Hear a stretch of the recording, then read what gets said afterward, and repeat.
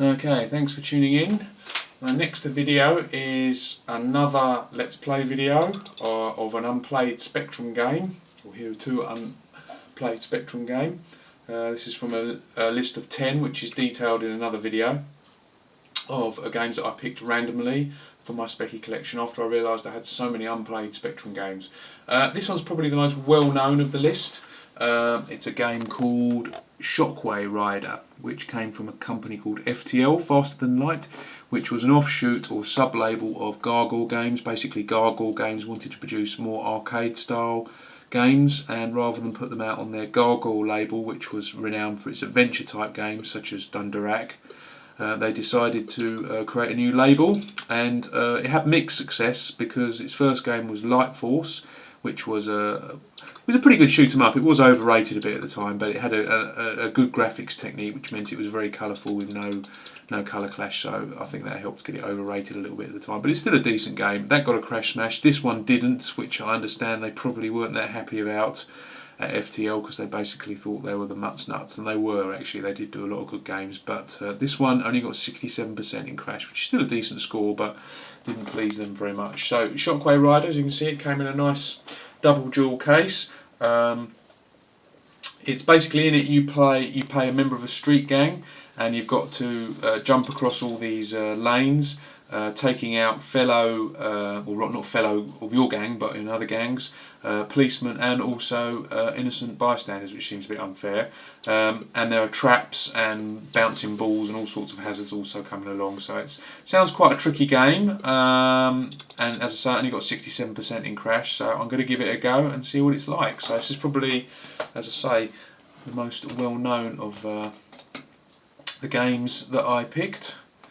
Shockway Rider, let's have a look. Okay, so we're going to change the keys. Left, right, up, down, fire. Nice set of keys that no one else seems to use, but I like very much. Bonus life for 5 bystanders. Okay, so here we go. Okay, that's my guy there. I think I move.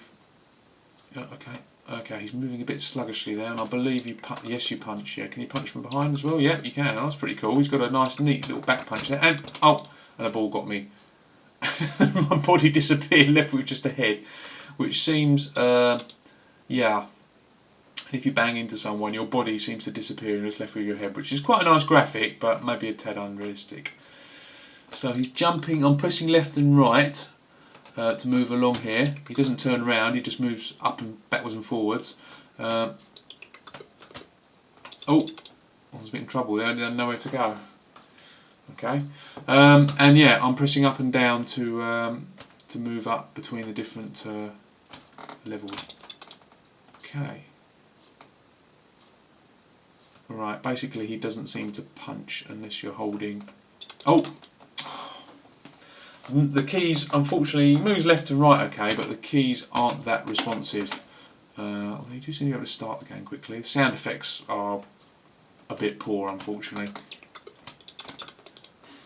I don't know if you watched one of my other videos, I also did a Let's Play of Eyeball 2, which was from Firebird Silver, and that showed really what you could do with Spectrum sound. Oh god, this game is annoying. It's amazing how many old Spectrum games are just so damn frustrating. Okay,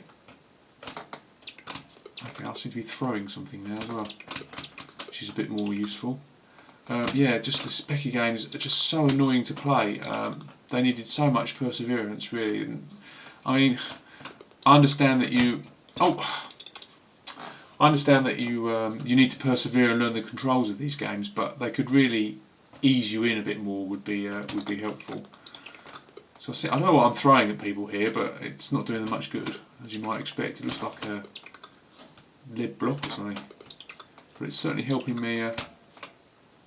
Managed to get out of the way of that ball in time. You basically can't go too far to the right of the screen, because then you'll get these balls come along and they just completely zap your body straight away. Oh, a guy jumped on me. Right, okay, so that's picking up some of those things to throw. Not sure how many innocent people I'm killing here. or indeed when I'm going to get onto the next level. Oh, there comes the ball. Ah! It got me. They don't seem to affect everyone else on this thing, which is a bit annoying. Okay, let's punched him. Right, let's get back on this. My basic impression of this is it's quite a frustrating game. Oh, I managed to get on the high score this time. But I think I would have been a bit disappointed with it if I'd have paid whatever Gargoyle stroke FTL were charging, which I believe was $7.95. I think it's quite limited. I assume that basically the whole game is the same. Maybe knowing the Speccy, it changes colour every now and then. I need to kill 2 more innocents now, and I'll get a bonus life.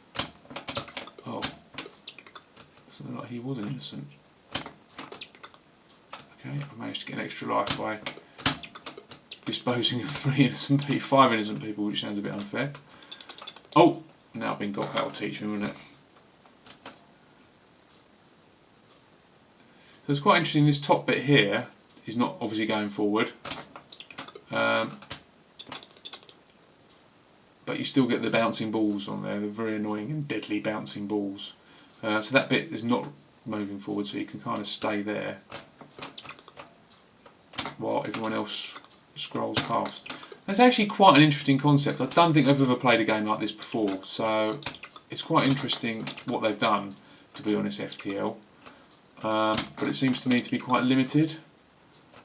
I'm not really sure that beyond an initial play there'll be much fun to be had out of this. Let's get another innocent trick. Ah, he's just jumped in and got me. But playing it, it seems moderately addictive.